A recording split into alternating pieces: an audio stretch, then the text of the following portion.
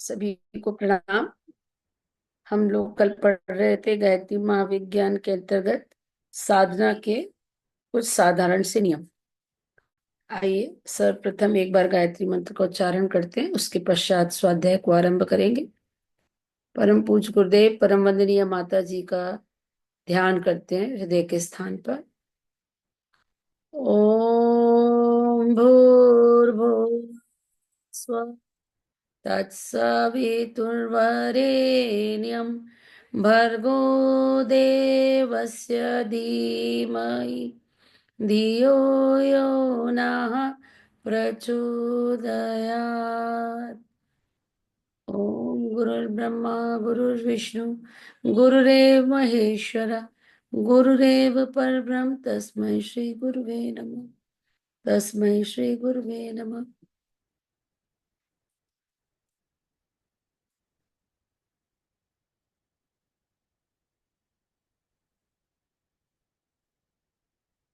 अभी तक गुरुदेव ने बताया कि हमको सुबह नहा धो करके ढीले कपड़े पहन करके किसी शांत एकांत स्थान पे, चाहे वो हमारा नियमित साधना का कक्ष हो या हमारा कोई अपना एक पर्सनल कॉर्नर हो, वहां पर बैठ करके साधना आरंभ करनी चाहिए।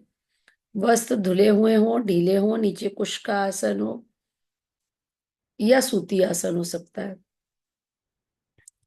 और उसके पश्चात मिनिमम हम कम से कम एक माला नियमित गायत्री मंत्र का जप करें। यदि किसी कारण से हमें उठना पड़ता है तो हाथ मुंह धो करके दोबारा बैठ सकते हैं। और आसन ऐसा होना चाहिए, मतलब हमारी पोजीशन, जिसमें बार बार हमको अपने को चेंज ना करनी पड़े पोजीशन, जो कष्ट साथ देना हो, जिसे कहते हैं सुख आसन। तो आलती पालती मार के हो, नीचे नहीं बैठ पाते तो स्टूल का प्रयोग कर सकते हैं। ऐसा कुछ बहुत डिफिकल्ट आसन लगा करके साधना करने की इतनी अनिवार्यता नहीं है।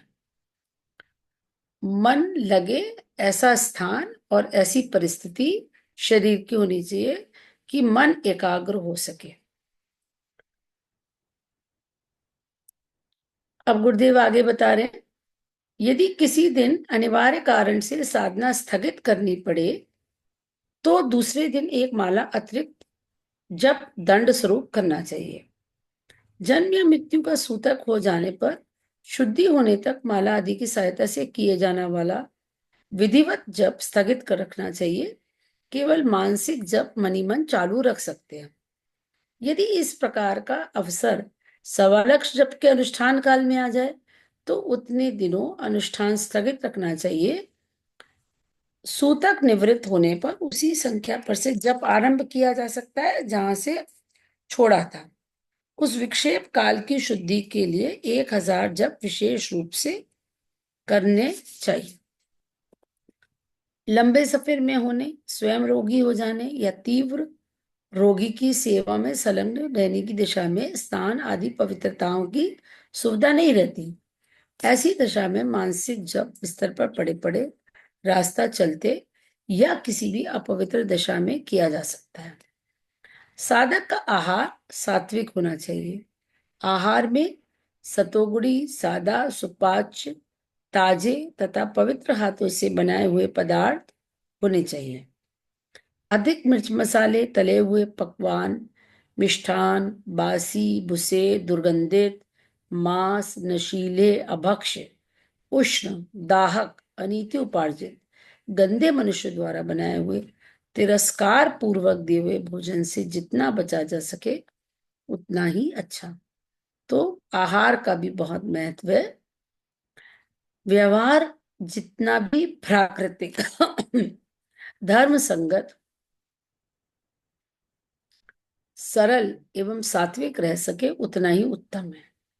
फैशन परिस्थिति, रात में अधिक जगना, दिन में सोना, सिनेमा, नाच रंग आदि देखना, अधिक देखना, पर निंदा, छिंद्रावेशण, कलह, दुराचार, ईर्ष्या, निष्ठुरता, आलस्य, प्रमाद, मत मत्सर से जितना बचा जा सके बचने का प्रयत्न करना चाहिए।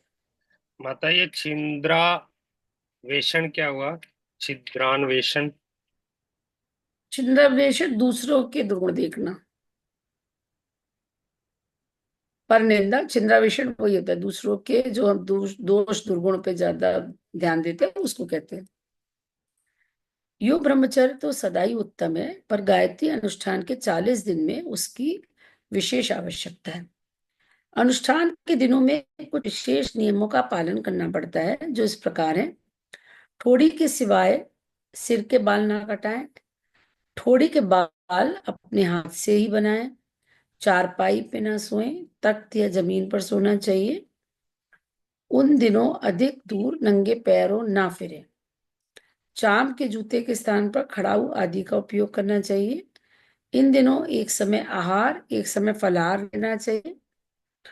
अपने शरीर और वस्त्रों से दूसरों का स्पर्श कम से कम होने दें। एकांत में जप करते समय माला खुले रूप से जपनी चाहिए। जहां बहुत आदमियों की दृष्टि पड़ती हो, वहां कपड़े से ढक लेना चाहिए या गोमुखी में हाथ डाल लेना चाहिए। साधना के उपरांत पूजा के बचे हुए अक्षत, धूप, दीप, नैवेद्य, फूल, जल, दीपक की बत्ती, हवन की भस्म आदि को यूं ही जहां तहां ऐसी जगह नहीं फेंक देना चाहिए जहां वे पैरों तले कुचलती फिरे। उन्हें किसी तीर्थ, नदी, जलाशय, देव मंदिर, कपास, जौ, चावल का खेत आदि पवित्र स्थानों पर विसर्जित करना चाहिए। चावल चिड़िया के लिए डाल देना चाहिए। नैवेद्य आदि बालकों को बांट देना चाहिए। जल को सूर्य के सम्मुख अर्घ्य देना चाहिए। वेदोक्त रीति की यौगिक दक्षिण मार्गीय क्रियाओं में और तंत्रोक्त वाम मार्गी क्रियाओं में अंतर है। योग मार्गी सरल विधियां इस पुस्तक में लिखी हुई हैं, उनमें कोई विशेष कर्मकांड की आवश्यकता नहीं है। शाप मोचन, कवच, कीलक, अर्गला, मुद्रा, अंग न्यास आदि कर्मकांड तांत्रिक साधनाओं के लिए हैं। इस पुस्तक के आधार पर साधना करने वालों को उसकी आवश्यकता नहीं है। तो यहाँ ये क्लियर है, आपको इसमें कुछ नहीं करना। षटकम के लिए विशेष तौर से कहा है गुरुदेव ने। गायत्री का अधिकार ब्राह्मण, क्षत्रिय, वैश्य इन तीन द्विजातियों को है। वर्ण जन्म से भी होते हैं और गुण कर्म स्वभाव से भी। आजकल जैसे जातियों में बड़ी गड़बड़ी हो गई है। कई उच्च वर्ण समय के फेर से नीच वर्णों में गिने जाने लगे हैं और कई नीच वंश उच्च उच्च कहलाते हैं। जहां अधिकार के संबंध में कुछ गड़बड़ी की आशंका हो, वहां अपनी स्थिति के बारे में शांति कुंज हरिद्वार से निर्णय कराया जा सकता है। वेद मंत्रों का सस्वर उच्चारण करना उचित होता है, पर सब लोग यथाविधि सस्वर गायत्री का उच्चारण नहीं कर सकते। इसलिए जब इस प्रकार करना चाहिए कि कंठ से ध्वनि होती रहे, होठ हिलते रहें, पर पास बैठा हुआ व्यक्ति भी स्पष्ट रूप से मंत्र को ना सुन सके, यानी कि उपांशु विधि से जप करना चाहिए। इस प्रकार किया गया जप स्वर बंधनों से मुक्त होता है। साधना की अनेक विधियां हैं, अनेक लोग अनेक प्रकार से करते हैं। अपनी साधना विधि दूसरों को बताई जाए तो कुछ न कुछ मीन मेक निकाल कर संदेह और भ्रम उत्पन्न कर देंगे। इसलिए अपनी साधना विधि हर किसी को नहीं बतानी चाहिए। यदि दूसरे मतभेद प्रकट करें तो अपने साधना गुरु को ही सर्वोपरि मानना चाहिए। यदि कोई दोष की बात होगी तो उसका पाप या उत्तरदायित्व उस साधना गुरु पर पड़ेगा। साधक तो निर्दोष और श्रद्धा युक्त होने से सच्ची साधना का ही फल पाएगा। वाल्मीकि जी उल्टा राम नाम जप कर भी सिद्ध हो गए थे। गायत्री साधना माता की चरण वंदना के समान है। वे कभी निष्फल नहीं होती। उल्टा परिणाम भी नहीं होता। भूल हो जाने पर अनिष्ट की कोई आशंका नहीं। इसलिए निर्भय और निश्चय से उपासना करनी चाहिए। अन्य मंत्र अविधिपूर्वक जपे जाने पर अनिष्ट करते हैं, पर गायत्री में ये बात नहीं। वह सर्व सुलभ, अत्यंत सुगम और सब प्रकार सुसाध्य है। हाँ, तांत्रिक विधि से की गई उपासना पूर्ण विधि विधान के साथ होनी चाहिए, उसमें अंतर पड़ना हानिकारक है। जैसे मिठाई को अकेले अकेले चुपचाप खा लेना और समीपवर्ती लोगों को उसे ना चखाना बुरा है, वैसे ही गायत्री साधना को स्वयं तो करते रहना, पर अन्य प्रियजनों, मित्रों, कुटुंबियों को उसके लिए प्रोत्साहित ना करना एक बहुत बड़ी बुराई तथा भूल है। इस बुराई से बचने के लिए हर साधक को चाहिए कि अधिक से अधिक लोगों को इस दिशा में प्रोत्साहित करे। कोई बात समझ ना आती हो या संदेह हो तो जवाबी पत्र भेजकर शांति कुंज हरिद्वार से उसका समाधान कराया जा सकता है। माला जपते समय सुमेरु, माला के आरंभ का सबसे बड़ा दाना, का उल्लंघन नहीं करना चाहिए। एक माला पूरी हो करके उसे मस्तक तथा नेत्रों से लगाकर पीछे की तरफ उल्टा ही वापस कर लेना चाहिए।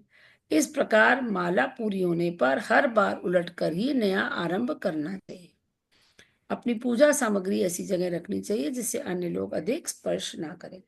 मेरे ख्याल से सुमेरु वाली बात तो सभी को मालूम होगी, और नहीं मालूम हो तो बताई जा सकती है। जैसे आप लास्ट में पहुंचे, ये सुमेरु है, उसको माथे से लगा के और फिर उसको ऐसे पलट के और फिर जैसे माला पलट के फिर शुरू कर देते हैं।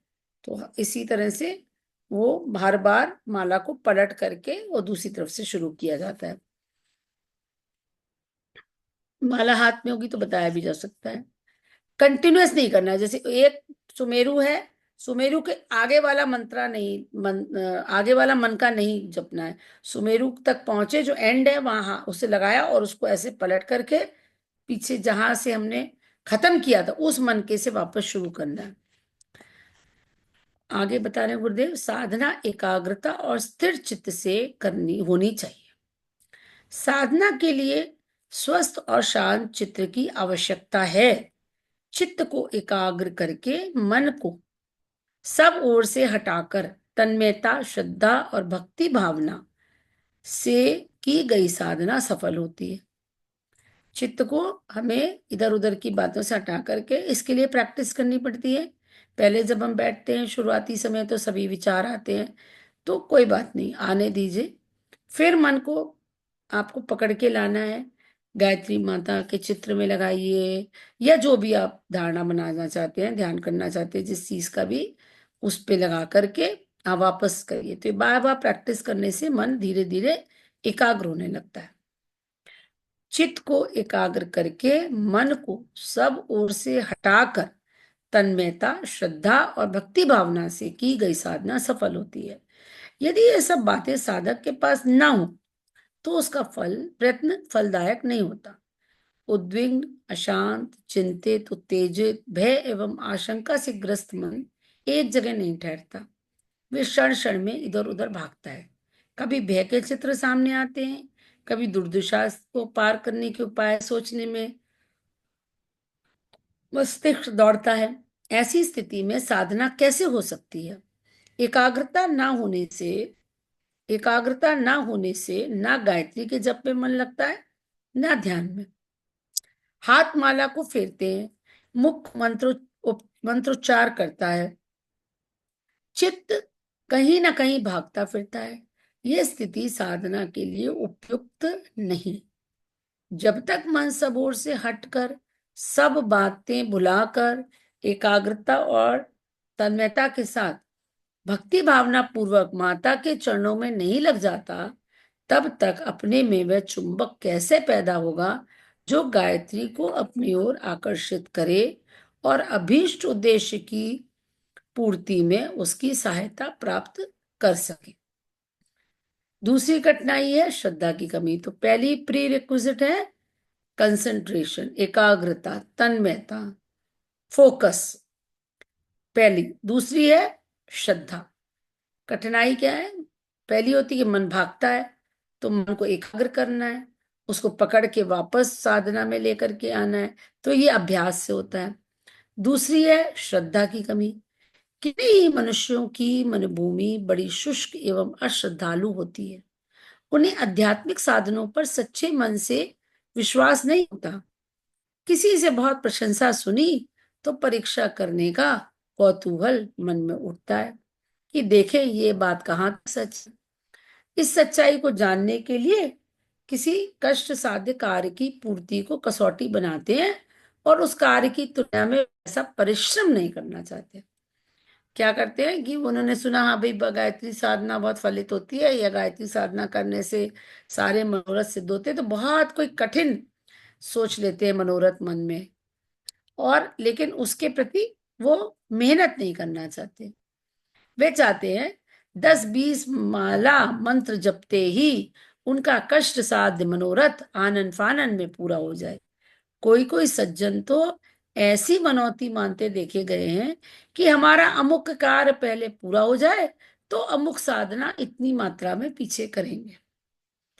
उनका प्रयास ऐसा ही है जैसे कोई कहे कि पहले जमीन से निकालकर पानी हमारे खेत को सींच दे, तब हम जल देवता को प्रसन्न करने के लिए कुआं खुदवा देंगे। वे सोचते हैं कि शायद अदृश्य शक्तियां हमारी उपासना के बिना भूखी बैठी होंगी, हमारे बिना सारा काम रुका पड़ा होगा, इसलिए उनसे वायदा कर दिया जाए कि पहले अमुक मजदूरी कर दो, तब तुम्हें खाना खिला देंगे या तुम्हारे रुके हुए काम पूरा करने में सहायता देंगे। यह वृत्ति उपहासास्पद है, उनके अविश्वास तथा ओछेपन को प्रकट करती है।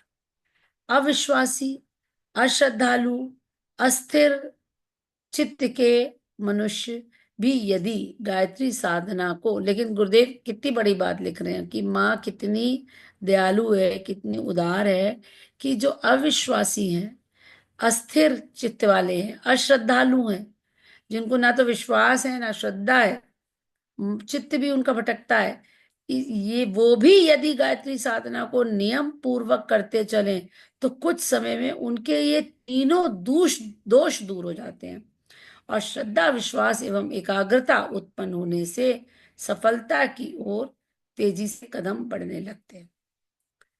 ये धीरे धीरे ये समझ में आता है कि कैसे इससे होता है। पहले जब हम लोग कोई भी गायत्री परिवार का कार्यक्रम होता था और इनविटेशन देने की बात आती थी, तो अपने मन में बहुत जजमेंट करते थे, मतलब कि नहीं फलां को मत बुलाओ, वो इस मनोवृत्ति का नहीं है, इसको उसका मन नहीं लगेगा।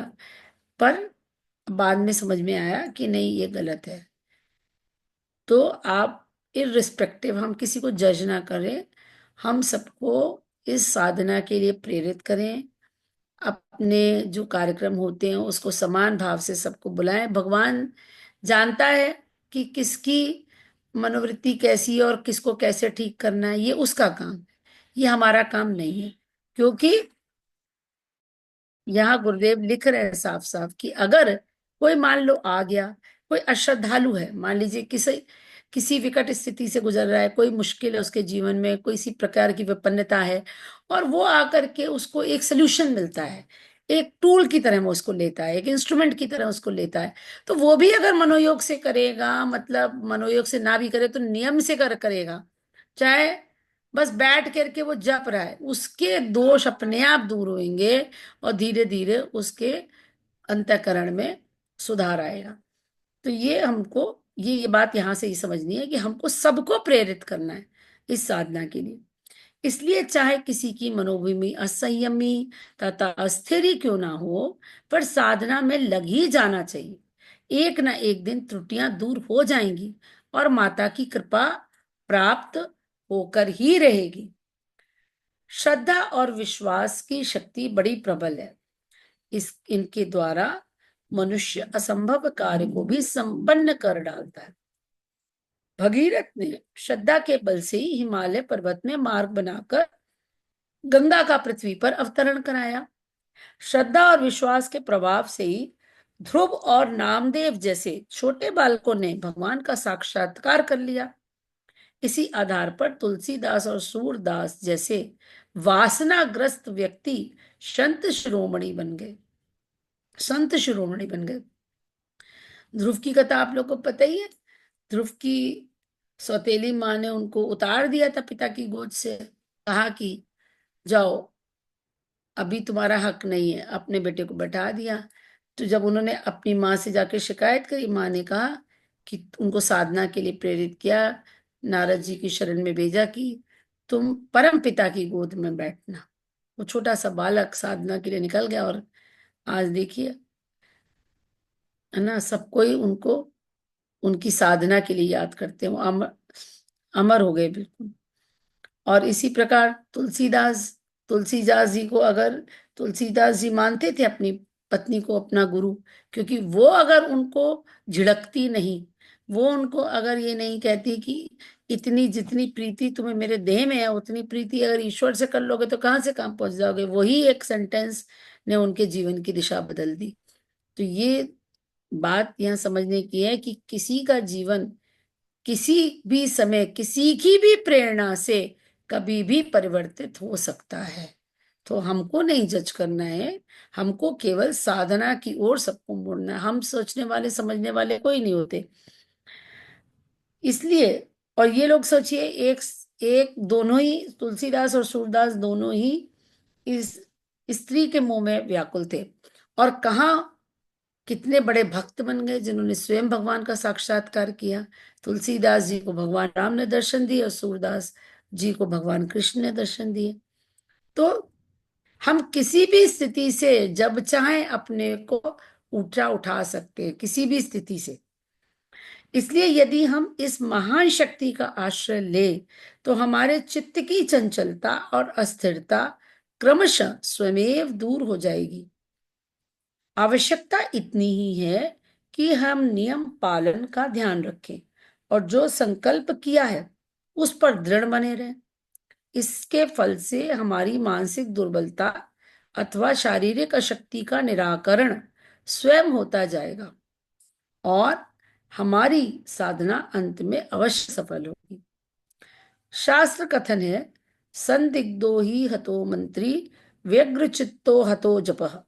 संदेह करने से मंत्र हत हो जाता है और व्याग्र व्यग्र चित्त से किया हुआ जप निष्फल होता है। संदिग्ध, व्यग्र, अश्रद्धालु और अस्थिर होने पर कोई विशेष प्रयोजन सफल नहीं हो सकता। जिस कठिनाई को ध्यान में रखते हुए इस अध्यात्म विद्या के आचार्यों ने एक उपाय दूसरों द्वारा साधना करना बताया है। किसी अधिकारी व्यक्ति को साधना कार्य में लगा देना और उसकी स्थान पूर्ति स्वयं कर देना एक सीधा साधा निर्दोष परिवर्तन है। किसान अन्न तैयार करता है और जुलाहा कपड़ा। आवश्यकता होने पर अन्न और कपड़े की अदल बदल हो जाती है। किसान अन्न दे देता है, जुलाहा उसको कपड़ा दे देता है। बार्टर सिस्टम होता था पहले। जिस प्रकार वकील, डॉक्टर, अध्यापक, क्लर्क आदि का समय मूल्य देकर खरीदा जा सकता है और उस खरीदे हुए समय का मनचाहा उपयोग अपने प्रयोजन के लिए किया जा सकता है, उसी प्रकार किसी ब्रह्मपरायण सत्पुरुष को गायत्री उपासना के लिए नियुक्त किया जा सकता है। इसमें संदेह और अस्थिर चित्त होने के कारण जो कठिनाइयां मार्ग में आती हैं उनका हल आसानी से हो जाता है। कार्य व्यस्त और श्री संपन्न धार्मिक मनोवृत्ति के लोग बहुधा अपनी शांति, सुरक्षा और उन्नति के लिए गोपाल सहस्त्रनाम, विष्णु सहस्त्रनाम, महामृत्युंजय, दुर्गा सप्तशती, शिव महिमा, गंगा लहरी आदि का पाठ नियमित रूप से कराते हैं।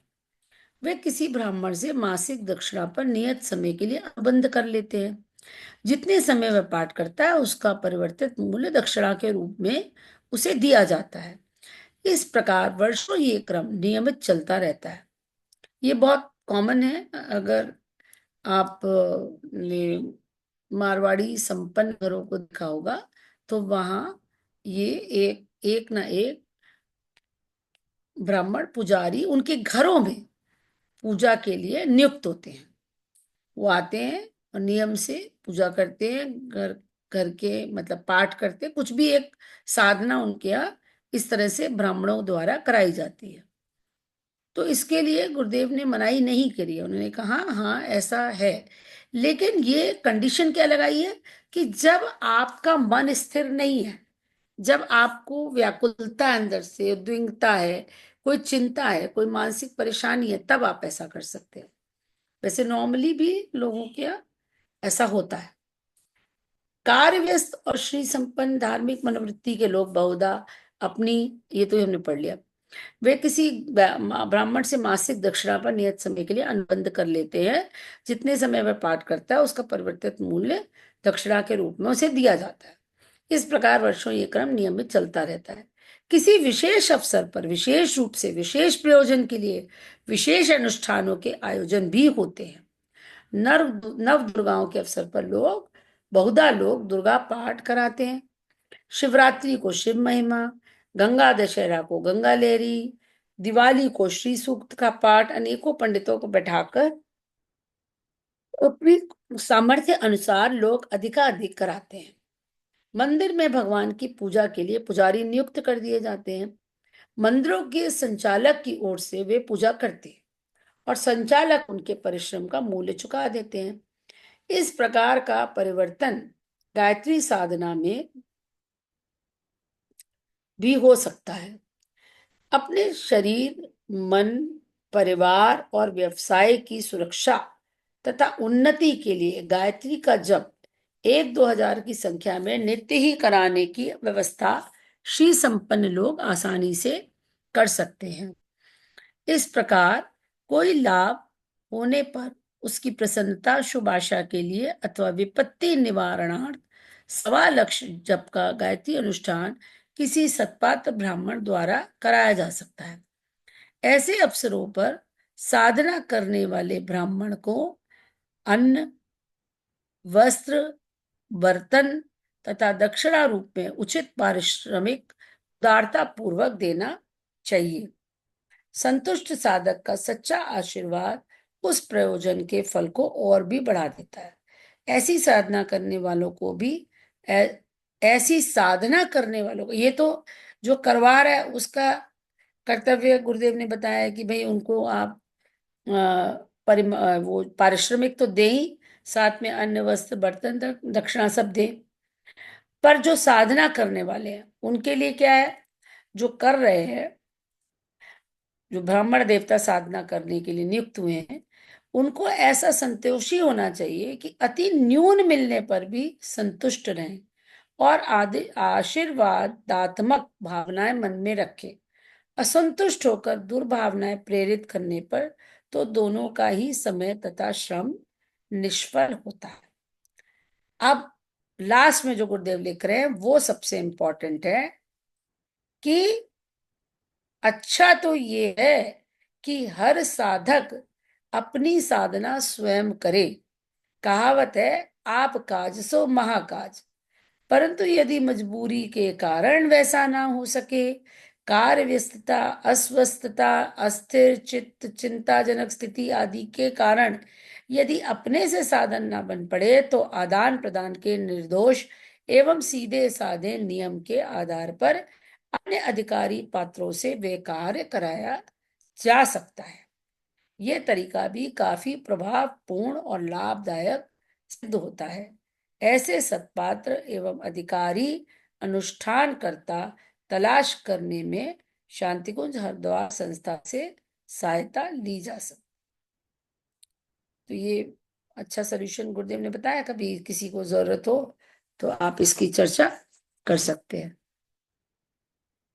अभी ऐसा कोई अवसर तो नहीं पड़ा कि वो कराना पड़े। हाँ, अनुष्ठान वगैरह विशेष करके जो महामृत्युंजय मंत्र के अनुष्ठान है, जो बीमारी वगैरह में कराए जाते हैं, उसका तो ज्ञान है कि कि वो कराए जाते हैं और उसके लिए उनको पारिश्रमिक दिया जाता है। नियमित साधना, ये मैंने पहले पढ़ी है वैसे गायत्री महाविज्ञान, लेकिन मेरे को बिल्कुल याद नहीं था कि ऐसा भी गुरुदेव ने लिखा है। नियम रूप से भी अगर आपका मन अस्थिर है तो आप अपनी उन्नति के लिए, अपनी सफलता के लिए ऐसे भी गायत्री साधना करा सकते हैं। पर सबसे उपयुक्त तो यही है कि हम अपनी साधना स्वयं करें। और हम लोग तो सब दीक्षित शिष्य हैं गुरुदेव के, तो आवश्यक है कि हम अपने आत्म कल्याण के लिए, लोक कल्याण के लिए, परिवार कल्याण के लिए 3 माला अवश्य करें। 3 माला इसीलिए बताई है, एक आपके लिए, एक परिवार के लिए और एक समाज के लिए। तो मिनिमम 3 माला गायत्री मंत्र, जबकि गुरुदेव ने इसमें ये भी कहा है कि कम से कम 1 माला करें आप। लेकिन वैसे तो आवश्यकता इस बात की है कि हम लोग नियमित रूप से 3 माला का जाप करें। किसी को कुछ कहना हो तो ठीक है, नहीं तो आज की कक्षा समाप्त करते हैं। कल हम कक्षा लेने में असमर्थ हैं। कल हमको एक विवाह सम्मेलन में आवश्यक रूप से जाना है, तो कल हम क्लास नहीं ले पाएंगे। तो आप लोग तय कर लीजिएगा उस क्लास में क्या करना है, क्या पढ़ना है। ठीक है, तो बाकी परसों, परसों फ्राइडे है, परसों तो क्लास होगी। ठीक है, सभी को प्रणाम। ओम शांति शांति शांति।